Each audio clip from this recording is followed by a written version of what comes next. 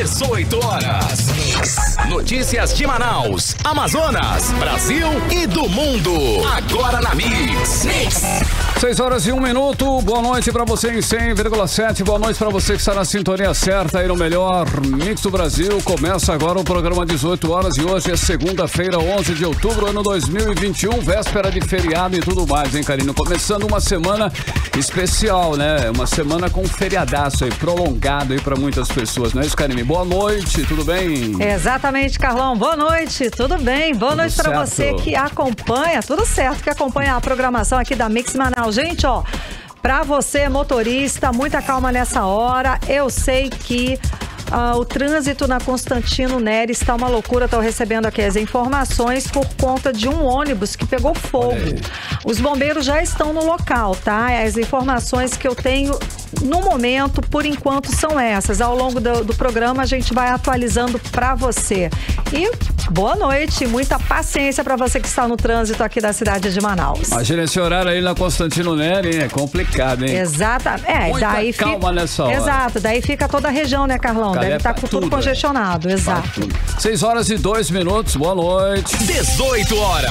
Tudo bem, vamos aos destaques do programa 18 horas desta segunda-feira. O governo do Amazonas reduz 11,3% os investimentos em educação durante a pandemia. E com o preço da gasolina a quase R$ 6,50, motoristas de aplicativo já pensam em abandonar a profissão. O presidente Jair Bolsonaro fala em exploração de potássio em áreas do Amazonas. A seleção brasileira de futebol já está em Manaus para o jogo contra o Uruguai, que acontece esta semana aqui na Arena da Amazônia. 6h02. Essas e outras notícias, os principais destaques do dia, você confere a partir de agora, em segunda-feira, 11 de outubro de 2021, começando mais uma edição do programa 18 horas aqui no melhor Mix do Brasil. 18 horas. O Amazonas está entre os estados que reduziram gastos com educação, apesar do aumento de suas receitas e da necessidade de investimentos para a reabertura das escolas. É o que aponta um novo estudo sobre os gastos dos estados durante a pandemia do coronavírus. Pois é, e no Amazonas a redução foi grande, viu, Carlão? Houve redução de 11,3% nos investimentos em educação. O levantamento sugere que o governador Wilson Lima, assim como outros 16 governadores, deixou a educação em segundo plano, aproveitando o período de suspensão das aulas presenciais para economizar o dinheiro em caixa, ao invés de usar para reformar as escolas para receber os alunos de volta esse ano. Vamos saber mais detalhes sobre esse levantamento, sobre esses investimentos na educação, na reportagem de Odineia Araújo.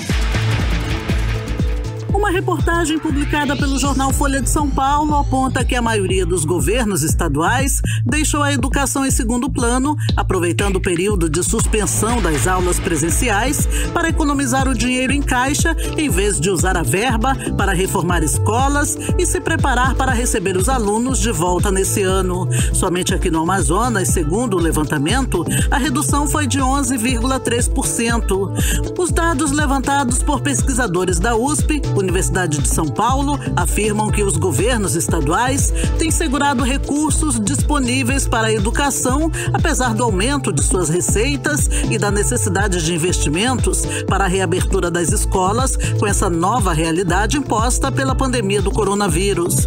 Aqui no Amazonas, o Aspron Sindical, sindicato que representa professores e pedagogos, denuncia que o descaso com a educação no governo Wilson Lima vem bem antes da pandemia. É o que diz o coordenador de comunicação da entidade, professor Lambert Melo.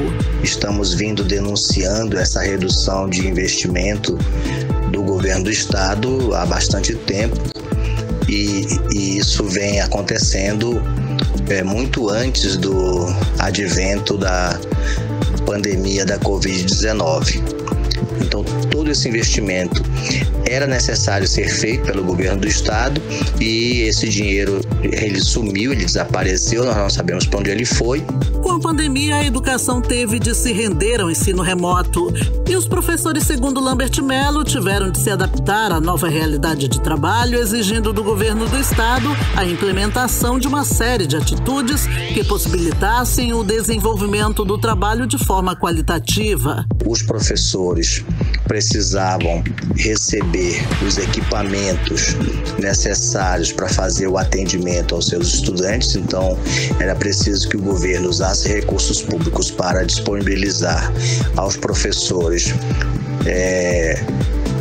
telefones inteligentes, notebooks, e era necessário que o governo também do estado disponibilizasse aos professores os pacotes de internet de banda larga para que esses professores pudessem também estar realizando esse atendimento a partir de suas residências. Era necessário também que o governo tivesse imediatamente, desde o início da pandemia, investido pesadamente em formação, em capacitação do corpo docente para que nós tivéssemos as condições de utilizar os softwares. Mas nada disso aconteceu. Os professores tiveram de usar equipamentos próprios para atender aos alunos. Os educadores também cobraram do governo que os alunos também recebessem equipamentos e pacotes de internet para acompanhar as aulas. Para o coordenador de comunicação do Aspron Sindical, o governo do estado priorizou outras coisas, menos a educação. Nós, a cada dia, nos escandalizamos com o conhecimento de novos desvios de verbas da rede pública, não só na área da educação, mas também em outras áreas, e esse governo do Wilson Lima é um mar de lamas atolado aí em corrupção. O que nos leva então a acreditar que o dinheiro que deveria ter sido utilizado para melhorar a infraestrutura das escolas, melhorar todo o instrumental dos professores e dos alunos para que eles pudessem ter tido o mínimo de qualidade nas aulas durante a pandemia, realmente foi desviado para outros interesses, né? Na sexta-feira, dia 15 de outubro, dia do professor, o Aspron Sindical vai promover ato público às 8h30 da manhã na Praça da Polícia, no centro, para denunciar a falta de investimento na educação.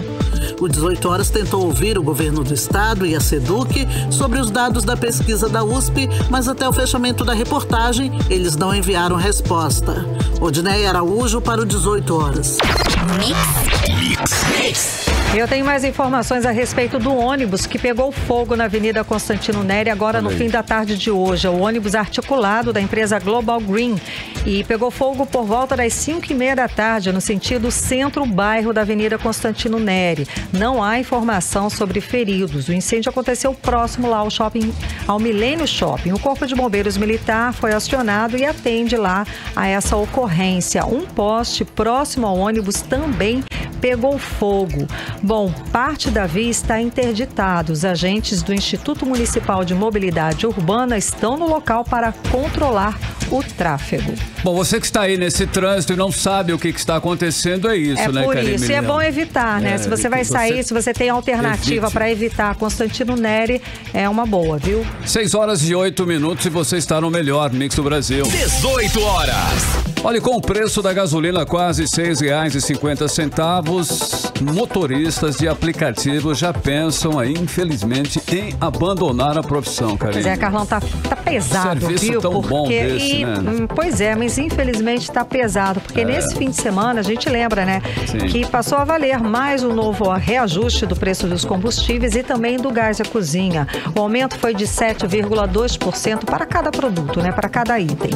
Aqui em Manaus, nos postos, a gasolina passou de R$ 5,99 para R$ 6,29, um aumento de 30 centavos, que pesa, viu? Pesa bastante. Pesa, quando você vai completar o tanque, quando você vai abastecer, aquilo pesa muito no orçamento do fim do mês, também fica faltando alguma coisa. E sendo assim, os motoristas tentam sobreviver na profissão, eles estão buscando alternativas como o gás veicular, mas relatam dificuldades para fazer a conversão do veículo para o GNV. Realmente não é fácil. O repórter Júlia Gomes explica pra gente essa questão. Vamos conferir agora no 18 Horas.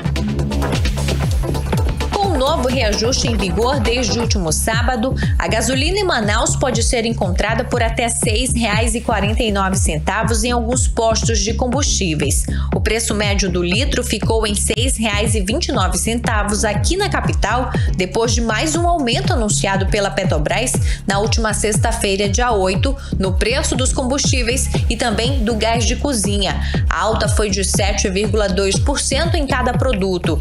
E por conta dos constantes aumentos, aumentos, alguns motoristas por aplicativo já anunciaram que vão deixar a profissão de lado, como afirma Tiago Rodrigues, coordenador da associação que representa a categoria em Manaus. Muitos motoristas que hoje estão parando suas atividades devido ao aumento e a falta do reajuste das plataformas, Fica insustentável pagar uma gasolina R$ 6,29, R$ 6,49, tendo uma corrida de R$ 4,00. Motorista de aplicativo há 2 anos e meio, o Felipe Vasques conta que a margem de lucro reduziu muito. Já não estamos aguentando mais. O motorista de aplicativo que antes tirava 20%, 30% da sua renda para abastecer o carro, hoje ele está retirando 50%, 55%, fora o aluguel do carro, para poder trabalhar. No acumulado deste ano até setembro, o preço da gasolina já avançou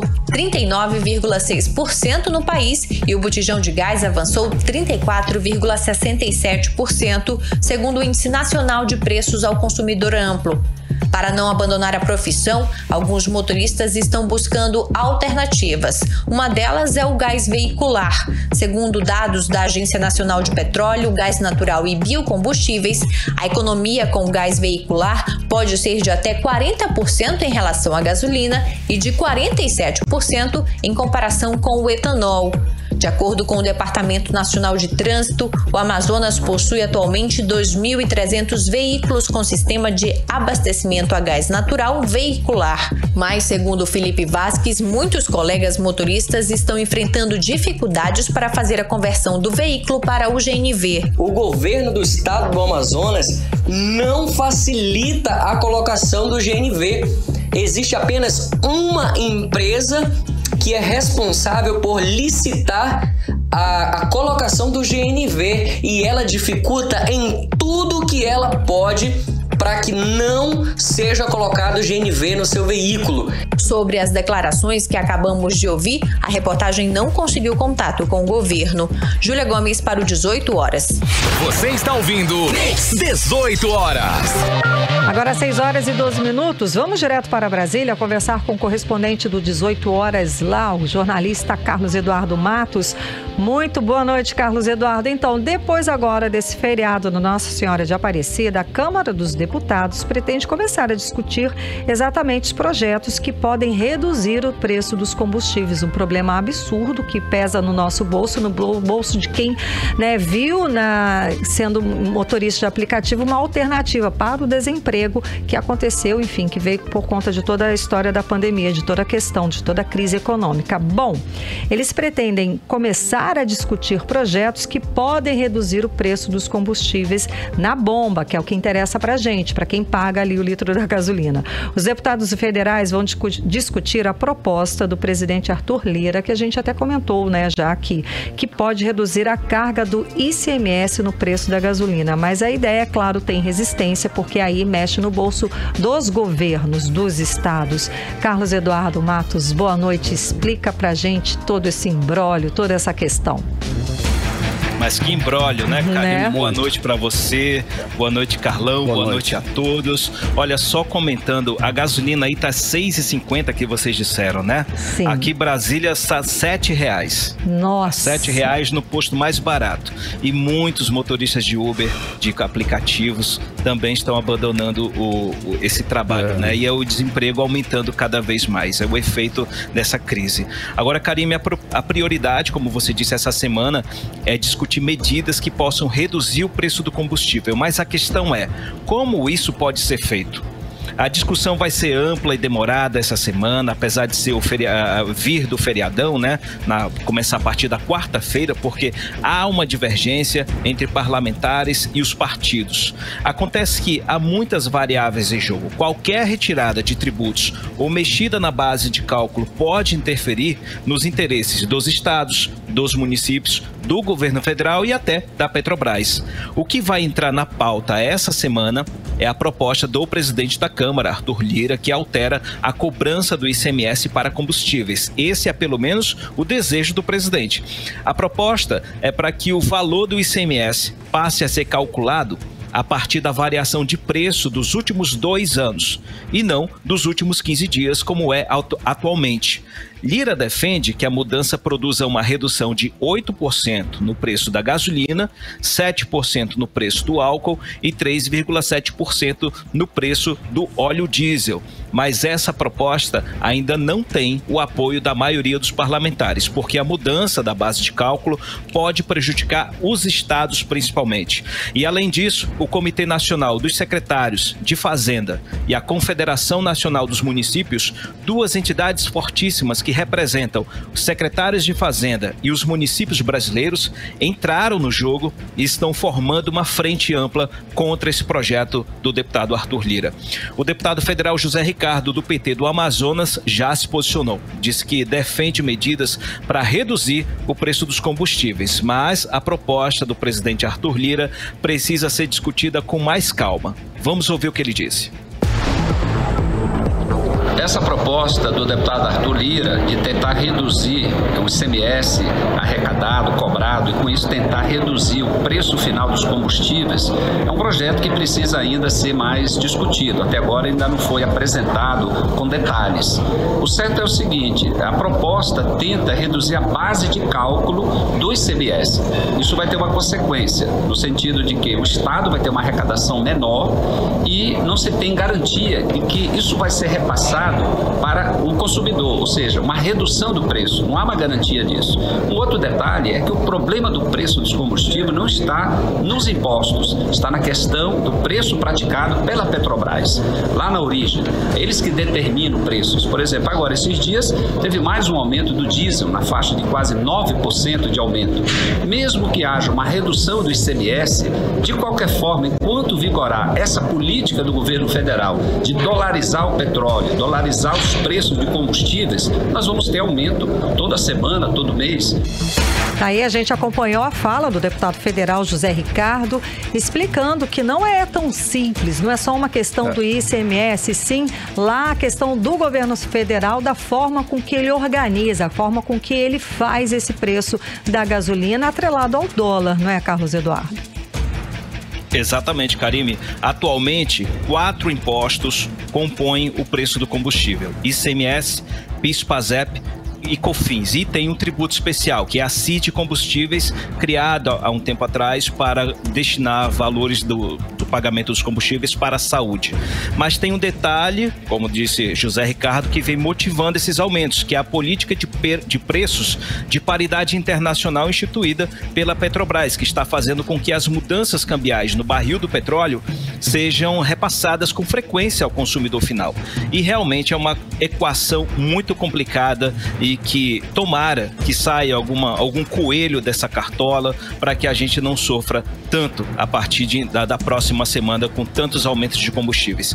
Agora, Karime, também essa semana vai ser definida a data para a convocação do ministro Paulo Guedes para prestar esclarecimentos sobre a empresa que ele mantém fora do país e que gerou para ele um lucro de 50 milhões de reais. Essa empresa, chamada de offshore, foi mantida sob sigilo por vários anos, em nome da esposa dele e da filha. Detalhe, ele lucrou com a alta do dólar, em meio à crise da pandemia. Ele vai ter muito que explicar, não só para a Câmara, mas para o Brasil inteiro, viu? O presidente Arthur Lira disse que vai definir a data amanhã, terça-feira. Gente próxima ao presidente da Câmara disse que essa convocação deve ficar para a segunda quinzena do mês de outubro. Então vai ser uma quinzena muito quente para o governo federal. Primeiro porque a convocação de Paulo Guedes na Câmara e, em segundo lugar, o relatório final da CPI da Covid, que está marcada para o dia 19. Por lá também na CPI estão preparando um baita relatório de 6.000 páginas com pelo menos 11 crimes contra o presidente Jair Bolsonaro. São eles: charlatanismo, incitação ao crime, falsificação de documento particular, prevaricação, genocídio de indígenas, epidemia com resultado em morte, infração de medida sanitária preventiva, emprego irregular de verbas públicas, crime contra a humanidade, crime de violação de direito social e incompatibilidade com dignidade, honra e decoro do cargo. O presidente Jair Bolsonaro já está em recesso lá em Guarujá, no litoral paulista. No meio da conversa com os seguidores hoje, ele foi indagado sobre as 600 mil mortes de pessoas por Covid-19. Vamos ouvir o que ele disse. Ri pra caramba de vocês, hein? Nossa Senhora. Qual país não morreu, gente? Qual país não morreu, gente? Qual país? Responda, deixa ele ver. Olha, eu vim me aborrecer aqui, por favor. Isso aí, presidente. Olha, isso aí. Isso aí. O tempo tá mostrando quem tá certo e quem tá errado.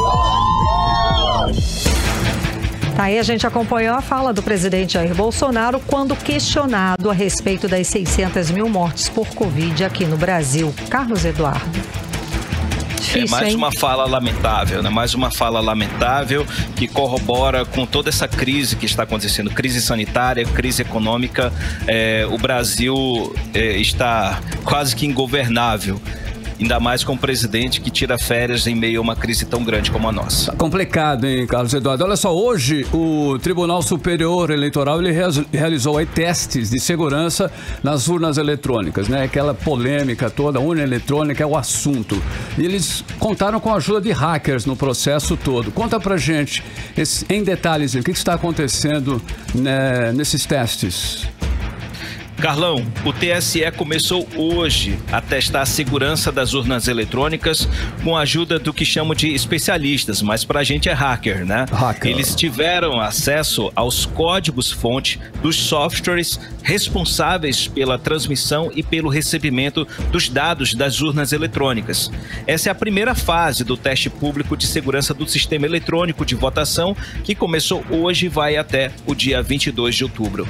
São 39 especialistas, hackers, que vão preparar estratégias para atacar o sistema entre os dias 22 e 26 de novembro.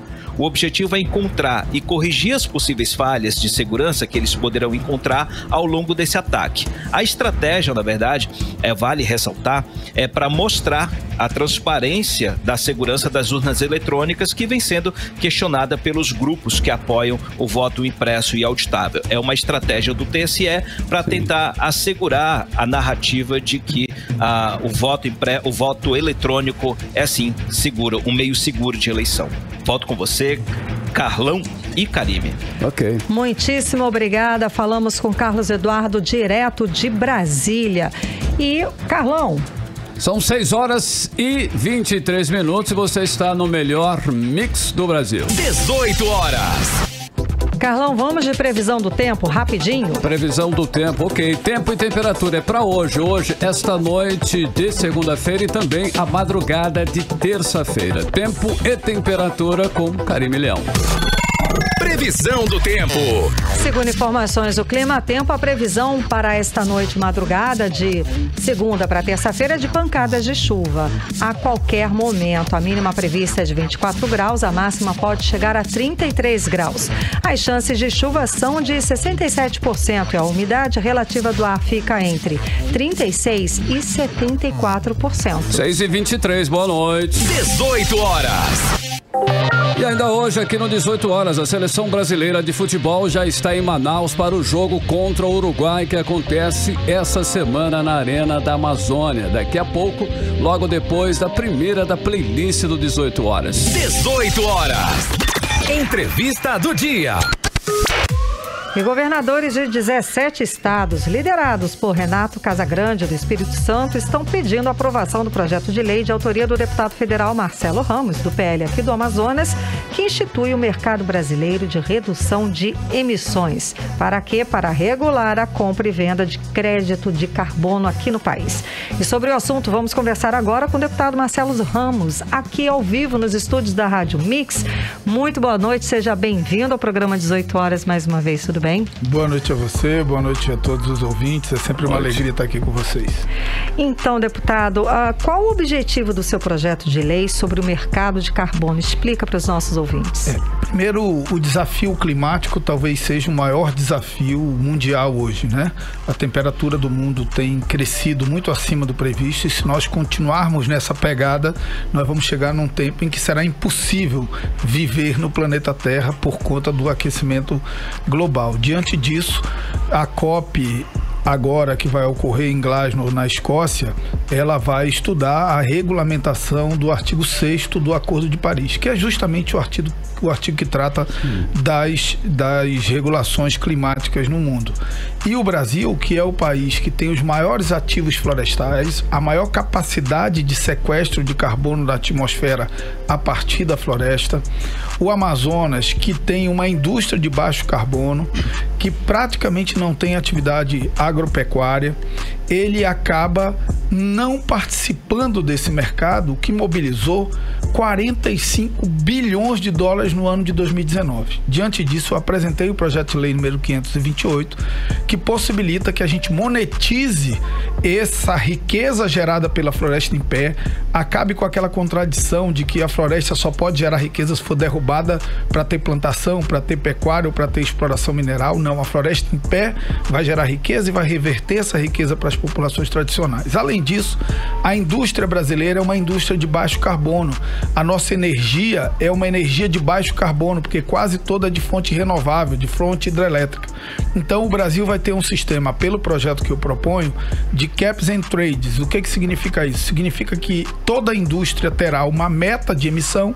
Quem emitir mais do que a sua meta vai poder comprar crédito de quem emitir menos, ou comprar créditos florestais. Com isso, nós vamos poder também certificar os nossos ativos florestais e vender não só no mercado brasileiro.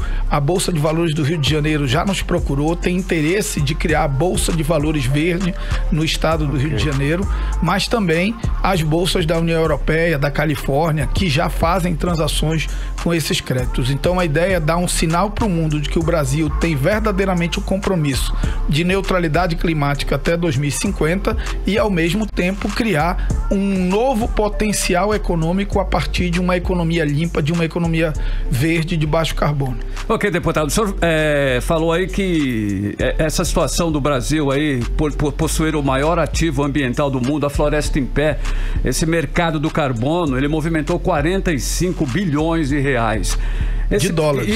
De dólares. E nós não nos beneficiamos disso de maneira alguma. Esse seu projeto, ele pretende corrigir essa distorção. Ele vai no problema mesmo e vai tentar reverter isso pra gente. A gente não está nesse mercado mundial justamente porque a gente não tem uma legislação. O Código Florestal remeteu para uma lei ordinária a regulamentação do mercado de redução de emissões, a regulamentação do mercado de crédito de carbono.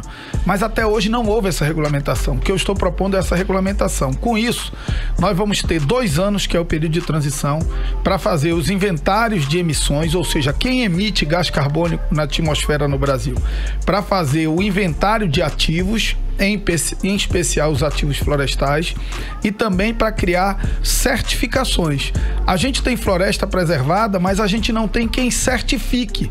E se você não certifica quanto que essa floresta capta de gás carbônico da atmosfera, você não consegue vender esse crédito. Então, uma riqueza enorme colocada à nossa disposição e que a gente não consegue se inserir nesse mercado mundial. Eu fico muito feliz que os governadores tenham feito esses gestos. Esse projeto tem mobilizado o Brasil e o mundo em torno dele. O presidente Arthur Lira tem sinalizado a mim o desejo de aprová-lo antes da COP de Glasgow. E se nós formos à COP de Glasgow com esse projeto aprovado, o Brasil terá um protagonismo muito significativo nesse encontro mundial sobre clima. Sem dúvida alguma, né, deputado? Porque é a grande crítica ao governo brasileiro atual, é justamente sobre essa preservação, sobre essas questões ambientais. Ou seja, a gente só tem a ganhar isso em relação ao mundo, em relação às críticas internacionais, a novos investimentos. Agora, mudando para... não só isso, desculpa. Não, imagina. Não só isso. É que o mundo nos exige que preserve a nossa floresta para compensar as emissões deles, porque nós emitimos apenas 4% de todo o gás carbônico emitido no mundo. Nós emitimos apenas 4%. E o mundo exige que a gente preserve a nossa floresta para absorver o gás carbônico gerado por eles. E não nos paga por isso. A hora que a gente tiver um mercado regulado, nós vamos conseguir monetizar isso e transformar isso em riqueza. Nós tivemos o cuidado, inclusive, de criar mecanismos de reversão, em que cada transação do crédito parte dessa venda reverte para a população ribeirinha, a população indígena que mora na comunidade tradicional. Era essa a minha questão. Na questão internacional, a gente tem toda essa crítica e tem toda essa questão. Agora, e voltando para o local, para regional, como é que o ribeirinho, como é que o povo vai conseguir, ter algum benefício com essa questão? Vamos pegar um exemplo. Nós temos muitas reservas florestais. As nossas reservas, elas são habitadas. Você tem lá indígenas, ribeirinhos, morando naquelas regiões. Essas pessoas não podem explorar, muitas vezes não podem nem pescar na região, não podem derrubar nada, e elas vão viver como? Então, que mecanismo nós estamos criando? Nós estamos criando um mecanismo em que essas reservas vão poder certificar quanto de gás carbônico elas sequestram da atmosfera e vender esse crédito no mercado primário e no mercado secundário. Só que a cada transação desse crédito, uma parte é revertida para aquela população tradicional. É mais ou menos, eu gosto de citar esse exemplo porque as pessoas entendem, é mais ou menos como a lei do passe no futebol, em que o clube formador, o clube que pegou o atleta lá na categoria de base, se vender esse atleta 50 vezes, na 50ª vez que ele for vendido, ainda vai reverter para o clube formador. Então é mais ou menos um mecanismo como esse. Nós vamos oferecer uma geração de riqueza e um mecanismo de combate à pobreza nas regiões mais inóspitas do Amazonas e, em troca, garantir a floresta em pé. Ok, o senhor acredita que essa pressão dos governadores, o projeto tem perspectiva de ser aprovado ainda este ano? A ideia minha e também do presidente Arthur Lira, nós estamos tentando chegar a um texto, dialogando com o governo, é de aprová-lo antes da COP de Glasgow. Eu vou à COP de Glasgow, ele vai também, nós queremos chegar na COP de Glasgow já com esse projeto aprovado, até porque de Glasgow nós vamos para a Expo Dubai, onde haverá uma exposição da indústria brasileira, então nós queremos nesses 2 eventos levar esse projeto já aprovado na Câmara e no Senado. Estamos fazendo um esforço danado para conseguir fechar o texto, mas o nosso desejo, o desejo do presidente Arthur Lira, o desejo da maioria dos governadores e, mais do que isso, o desejo da Confederação Nacional da Indústria, o desejo da Confederação Nacional da Agricultura, o desejo de praticamente todo o setor produtivo do Brasil é regulamentar esse mercado. Por quê? Porque a União Europeia já disse que vai taxar produtos que não sejam de baixo carbono. Então, se eu não regulamentar o meu mercado e não reduzir minhas emissões, eu vou ter que pagar imposto para a União Europeia. Então, é melhor eu regulamentar o meu mercado, criar um mecanismo de transações internas em que quem emite mais compra de quem emite menos, do que eu, para vender para a União Europeia, ter que pagar imposto para que eles enriqueçam lá. Tá certo. Muitíssimo obrigada, deputado, pela sua presença conversando com a gente, explicando essa questão. Muito obrigado. Esse é um tema fundamental para o mundo, para o Brasil e em especial para o Amazonas. E eu fico muito feliz que um deputado do Amazonas seja um protagonista nesse tema tão importante. Muito obrigado. Podia ser diferente. Muitíssimo obrigada. Sucesso. Obrigado. Conversamos com o deputado federal Marcelo Ramos. 6h37 e você está no melhor Mix do Brasil. Você está ouvindo 18 horas. Olha, amanhã, terça-feira, hein? É feriado nacional. No dia 12 de outubro é comemorado o dia de Nossa Senhora Aparecida. A data que homenageia a padroeira do Brasil também é conhecida e é o Dia das Crianças, Karine. Exato. E aqui em Manaus, muita programação gratuita está acontecendo já, né? Sendo oferecida para a criançada. Vamos conferir agora na reportagem de Hector Silva. Amanhã é dia de brincar, pular e se divertir. Neste dia 12 de outubro é comemorado o Dia das Crianças. Sabendo disso, os adultos prepararam várias programações gratuitas para que os pequenos possam aproveitar essa data em vários pontos da capital amazonense. O Centro de Instrução de Guerra na Selva SIGS abriu seu zoológico desde o sábado, dia 9, gratuitamente e seguirá até esta terça-feira, dia 12. Com isso, o público poderá ter acesso ao local a partir das 9 horas até às 17 horas. Onças, macacos, araras e tantos outros animais da Amazônia aguardam a visitação da garotada. Segundo o Exército, a gratuidade é para todas as idades até o limite de 2.000 pessoas diariamente. Apesar de ser recomendado que os visitantes estejam com a vacinação contra a Covid-19 em dia, não será obrigatório apresentar o cartão de vacina. Também não é necessário apresentar outro documento. O uso de máscara é exigido. O SIGS fica localizado na Avenida São Jorge, número 750, bairro São Jorge. No Parque do Mindu, uma super corrida de orientação vai ocorrer pelas dependências do espaço. Organizada pelo Grupo de Orientação Graxaim, o evento será destinado para todas as idades e categorias, entre elas duplas, compostas por pais e filhos. As inscrições, infelizmente, já estão esgotadas. Mais informações dessa atividade podem ser encontradas no site graxaim, com x e m.site. O Parque do Mindu fica no bairro Parque 10, com a entrada pela rua Domingos José Martins. O Parque Cidade da Criança será reaberto na terça-feira às 9 horas, após ficar fechado para a reforma. O local foi revitalizado em todos os espaços, com pintura, iluminação, jardinagem, além da construção de um portal, um orquidário e um aquário com peixes regionais. No local haverá várias atividades surpresas ao longo do dia. O Parque Cidade da Criança está localizado na rua Castro Alves, no Aleixo. Para quem gosta de teatro, em Manaus e em Iranduba acontece o 15º Festival de Teatro da Amazônia. Na terça-feira, uma peça será apresentada no Teatro Amazonas a partir das 20 horas. O espetáculo Menina Miúda mostra a luta de Zé para conquistar o coração da Constância.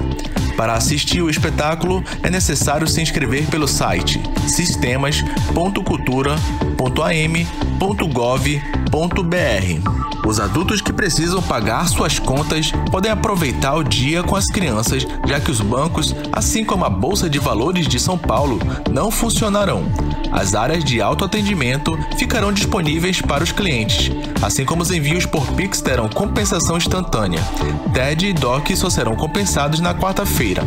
A Febraban informou que as contas de água, energia, telefone e os carnês com vencimento em 12 de outubro poderão ser quitadas sem acréscimo na quarta-feira. Agora é só escolher a sua programação e se divertir com a garotada. Um excelente Dia das Crianças para todos. Hector Silva para o 18 horas. 18 horas. Agora são 6 horas e 41 minutos e você está no melhor mix do Brasil. E olhem, a CPI da Amazonas Energia. Essa é a CPI da Amazonas Energia. Ela pode voltar às atividades já esta semana. A repórter Artemisia Gadelha está com a gente aqui nos estúdios e explica aí os detalhes sobre a CPI da Amazonas Energia. Tudo bem, Artemisia? Boa noite. Certinho? Olá, Carlão. Olá, Karine. E a todos que nos escutam, nos ouvem pela Rádio Mix aqui no 18 horas. Olha, eu já começo essa segunda-feira com uma boa notícia. Realmente, a CPI da Amazonas Energia retorna, então, nesta quarta-feira, dia 13 de outubro. O anúncio foi da Procuradoria-Geral da Assembleia Legislativa do Estado do Amazonas, que confirmou que o Tribunal de Justiça do Amazonas, por meio do desembargador Paulo Lima, acatou aí o pedido do Parlamento Estadual e revogou a liminar do desembargador Ayrton Gentil. Ele que suspendeu no dia 4 de setembro a CPI da Amazonas Energia, porque entendeu que o requerimento ali que pediu a instalação era genérico e sem indicação de elementos. Dois desembargadores com pensamentos bem diferentes, já que o desembargador Paulo Lima entende o contrário, que a Assembleia Legislativa do Estado do Amazonas, juntamente com os seus deputados, estão aptos a investigar a Amazonas Energia. Para a gente entender um pouquinho, olha, a CPI da Amazonas Energia foi instalada na Assembleia Legislativa do Amazonas e teve assinatura aí de 12 deputados. A comissão ela é presidida pelo deputado Sinésio Campos, do PT, e tem como membros o deputado Dermilson Chagas, do Podemos, Carlinho Bessa, do PV, Fausto Júnior, do MDB e Cabo Maciel, do PL. Os parlamentares eles vão se reunir já nesta quarta-feira, agora já para discutirem as diretrizes das investigações. Karime, Carlão, e todos nós sabemos aí que a Amazonas Energia está no topo ali do PROCON em reclamações. Por vários anos, né, Artemisia? Sim. Agora a gente torce para que essa CPI realmente saia, abram os trabalhos e que a empresa Amazonas Energia não volte a entrar na justiça pedindo para suspender esta CPI de novo, como ela fez no início, né? Muitíssimo obrigada, Artemisia. Até mais. Daqui a pouquinho você volta para falar sobre esporte com a gente. 6h44. 18 horas. Olha, e às vésperas do Dia das Crianças, ainda vemos um triste cenário nas ruas de Manaus. Vários pequenos vão aos sinais de trânsito da cidade pedir esmolas ou fazer alguma arte em busca de alguns trocados. Um estudo feito com dados de 2019, inclusive, mostra que mais de 6 a cada 10 pobres no Amazonas são crianças e adolescentes. Olha aí, Karine, mais de 6, hein? A cada 10 são crianças e adolescentes nas ruas. E os dados de 2020 ainda não saíram, viu, Carlão? Ou seja, esse número deve ser maior. Essa realidade provavelmente piorou por causa da pandemia, que trouxe, claro, sérios prejuízos econômicos no mundo inteiro e também aqui para as famílias do Amazonas. Vamos acompanhar mais informações sobre essa triste realidade na reportagem de Hector Silva. Combinação de desemprego alto, crise econômica, assistência social insuficiente e aumento nos preços dos alimentos em plena pandemia tem se refletido em um aumento na pobreza e na fome que afeta ao menos 19 milhões de brasileiros. E é nas famílias com crianças que os efeitos são mais agudos. No Amazonas acontece uma das situações mais alarmantes. O estado é o terceiro do Brasil do ranking nacional de maior índice de crianças e adolescentes entre os pobres. Segundo estudo do Instituto Mobilidade e Desenvolvimento Social, divulgado em julho deste ano no jornal Valor, 6 a cada 10 pobres no Amazonas são crianças e adolescentes. Acompanhando esse cenário da região, Edson Bahia, da Aldeias Infantis SOS, destaca que é difícil ser criança ou adolescente no país, e mais ainda no estado do Amazonas, já que os seus direitos são cerceados. Acredito sim que hoje está muito difícil ser criança, apesar de crianças especificamente terem a capacidade de abstrair toda a situação e viverem momentos de felicidade mesmo diante desse contexto todo que eles vivenciam. Mas muitas dessas crianças são cerceadas desse direito também justamente por serem exploradas, né? Para que muitas dessas famílias consigam, através da utilização de crianças, alcançar algum recurso que nasceram. Para Edson Bahia, outro cenário preocupante é a situação alimentar dessas crianças e adolescentes. Inevitavelmente, essas questões chegam até crianças e adolescentes, então muito provavelmente a gente deve estar vivendo situações aí em que crianças não conseguem fazer as suas 3 refeições diárias. E isso, consequentemente, vai gerar uma questão de saúde, né, dessas crianças que vão se tornar mais vulneráveis a toda sorte de doenças tropicais ou não. Hector Silva para o 18 horas. Você está ouvindo 18 horas. Olha, dados divulgados pela Companhia Nacional de Abastecimento, a CONAB, mostram que o consumo de carne vermelha no Brasil é o menor dos últimos 26 anos, isso devido ao aumento do preço. No índice de preços ao consumidor amplo, IPCA, divulgado na sexta-feira, dia 8, a carne vermelha acumulou uma inflação de 8,52% em 2021. Já nos últimos 12 meses, o acúmulo foi de quase 25%. E com todo esse reajuste aí, não tem outra alternativa a não ser parar, né? Ou pelo menos reduzir sensivelmente aí o consumo da carne, o que foi feito por uma grande parcela dos brasileiros. Pois é, Carlão, mas mesmo assim a conta do fim do mês não vai fechar não, fecha. Tá? Porque a gente teve muitos aumentos, tivemos muitos aumentos também, como feijão, arroz, enfim, quase todos os alimentos subiram de preço, até a cartela de ovos aumentou. E bem. Isso, pois é, isso sem contar aí com a alta dos preços da energia elétrica e dos combustíveis. 18 horas. E agora nós vamos falar sobre a seleção brasileira, de futebol, que inclusive já está fazendo o maior sucesso aqui em Manaus. Os ingressos já estão esgotados, inclusive. Vamos saber mais sobre esse jogo com a repórter Artemisia Gadelha, que está aqui conosco no estúdio.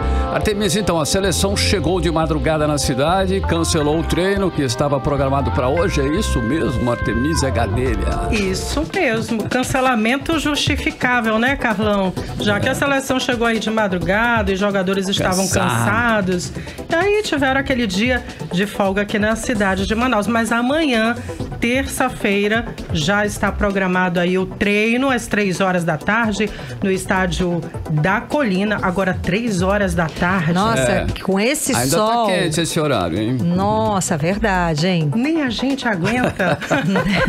Imagina os que estão jogando na Europa Já e tudo mais, que de repente não está mais acostumado, né? Com esse calor. Exatamente. E há uma grande expectativa. Treino fechado, mas muita gente vai querer ver esse treino. Sem dúvida alguma. Eu sei que eles foram recepcionados, teve muito fã da seleção, fã do Neymar aguardando no aeroporto, né? Crianças, inclusive. E no hotel também. E no hotel hoje. também, verdade. Aí eles também terão treino na quarta-feira, já na Arena da Amazônia, 4 horas da tarde. Já amenizou um pouquinho, né? Mas ainda muito quente. Eu acho que os treinos seriam melhor na parte da manhã.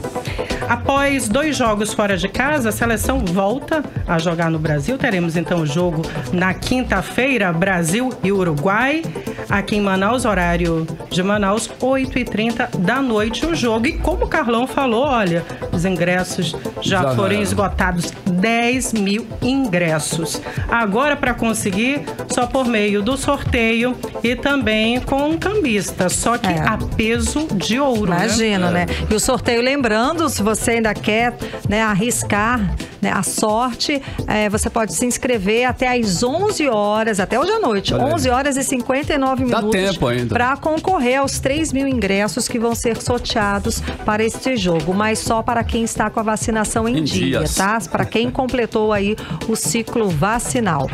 Artemisia, dia 17 também teremos jogo do Manaus Futebol Clube contra o Ipiranga, na Arena da Amazônia, com um público estimado aí em 14 mil pessoas, é isso?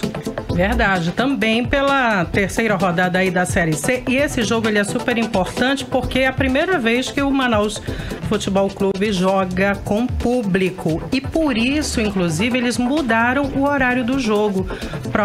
A direção do Manaus Futebol Clube alegou que estava preocupada aí com o torcedor, que em sua maioria não dispõe de transporte próprio e em alguns casos vem, inclusive, de municípios vizinhos. Então solicitou aí a mudança do horário do jogo, que passou das 18 horas, horário de Brasília, às 6 horas da tarde, aí vai ser às 5 aqui, né?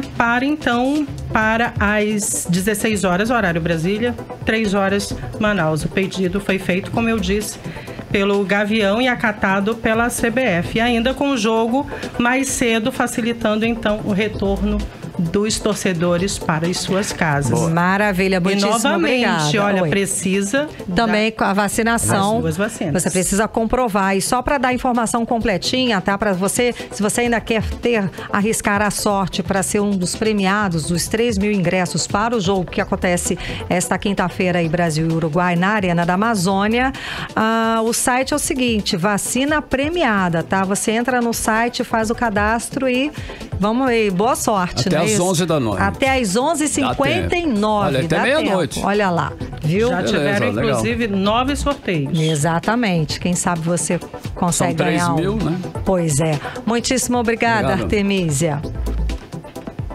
Agora são 6 horas e 52 minutos. Você está no melhor Mix do Brasil. 18 horas. E em instantes, aqui no 18 horas, o presidente Bolsonaro fala em exploração de potássio em áreas do Amazonas. É o nosso assunto daqui a pouco, logo depois da playlist. Mix. Olha, o presidente Bolsonaro fala em exploração de potássio em áreas do Amazonas. A exploração do minério seria a solução para o Brasil diante do desabastecimento de fertilizantes. E a repórter Júlia Gomes tem mais detalhes sobre o assunto pra gente. Vamos acompanhar. Prevendo uma crise de fertilizantes no próximo ano, a solução estaria na exploração do potássio na foz do Rio Madeira, na Amazônia. O presidente Jair Bolsonaro afirmou na última sexta-feira, dia 8, durante evento no interior de São Paulo, que uma solução para a falta de fertilizantes no mercado seria explorar o potássio, mas que o governo teria um problema sério. Pelo minério, está em terra indígena. As informações são do jornal Correio Brasiliense. No mesmo dia, o vice-presidente Hamilton Mourão também sugeriu a exploração de potássio na Amazônia como forma de conter eventual falta de fertilizantes no Brasil. Mas, questionado sobre o tema, disse que solucionar o problema não é simples. De acordo com o vice-presidente, existe uma grande mina de potássio a ser explorada na Amazônia, mas que estaria aguardando licenciamento por conta de comunidades indígenas dos arredores. Mourão declarou que seria uma renda de 10 bilhões por ano para o estado do Amazonas, além de tornar o país autossuficiente no potássio, fonte de vários fertilizantes. Em agosto deste ano, o Serviço Geológico do Brasil, do Ministério de Minas e Energia, objetivando ampliar conhecimento sobre o potássio de minerais usados na agricultura, identificou na bacia do Amazonas novas ocorrências e ampliou em 70% a potencialidade de depósitos de sais de potássio ou silvinita, o mineral cloreto de potássio, do qual se extrai o potássio. Segundo a avaliação do potencial de potássio no Brasil, até o momento, pode-se afirmar a existência de depósitos em Nova Olinda do Norte, Altazes e Itacoatiara, com reservas em torno de 3,2 bilhões de toneladas de minério, além de ocorrências em Silves, São Sebastião do Atumã e Itapiranga, no Amazonas. Mas o deputado estadual Serafim Correia afirma que antes de se falar em exploração, é preciso se criar condições, e uma delas seria a criação de uma linha de transmissão de energia entre Itacoatiara e Altazes, para assim ser possível a exploração mineral na região. Ao que sei, são 120 quilômetros de cabo para poder levar energia para a região de Altazes, onde estão as minas de silvinita. Isso só será possível se o governo tomar a decisão agora de fazer esse linhão, que obviamente custa alguns milhões de reais.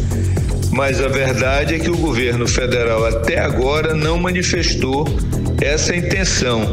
Dizer apenas que tem que explorar é muito fácil, isso todos nós sabemos.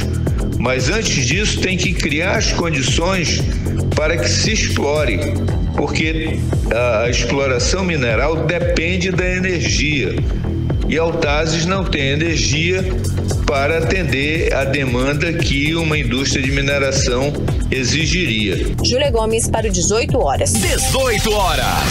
7 horas em ponto em Manaus, e agora nós vamos atualizar os números da Covid-19 aqui no estado do Amazonas e no Brasil com Karine Leão. O Boletim Diário Covid-19 informa o diagnóstico de 27 novos casos de Covid, totalizando para 426.946 o total de casos da doença. Ainda de acordo com o boletim, foi confirmada uma morte pela doença, elevando para 13.747 o total de mortes no estado do Amazonas. E no Brasil, de acordo com informações do Ministério da Saúde, o país totaliza 21.600.000 pessoas com diagnóstico positivo para a Covid, com 601 mil mortes. Agora 7 horas e 1 minuto, seguimos direto para o Editorial 18 horas. Editorial 18 horas. Os jovens brasileiros estão mais expostos à Covid-19 agora do que no auge da pandemia, entre março e abril deste ano. Os motivos são a expansão da variante Delta, a flexibilização das medidas de isolamento e porque a maioria das crianças ainda não foi vacinada. As internações por Covid de jovens de até 19 anos em 2021 já superam todo o ano passado. As mortes entre crianças e adolescentes até setembro também já superam as do ano passado. O alerta dos especialistas e que cabe aos adultos proteger essa população mais vulnerável para evitar uma explosão de casos e internações. Um detalhe, mesmo com a volta às aulas, são os familiares quem mais transmitem o coronavírus às crianças, principalmente durante reuniões e festividades. Portanto, é preciso continuar com os cuidados contra a Covid-19 para proteger as crianças e os jovens que ainda não foram vacinados. 18 horas. Muito bem, agora são 7h02, Karime. Boa noite, gente. Um beijo. Obrigada pela companhia. Até amanhã. Até amanhã. Continue bem. Continue em 100,7. Boa noite. Você ouviu 18 horas. As notícias do Brasil e do mundo. De volta amanhã. Mix.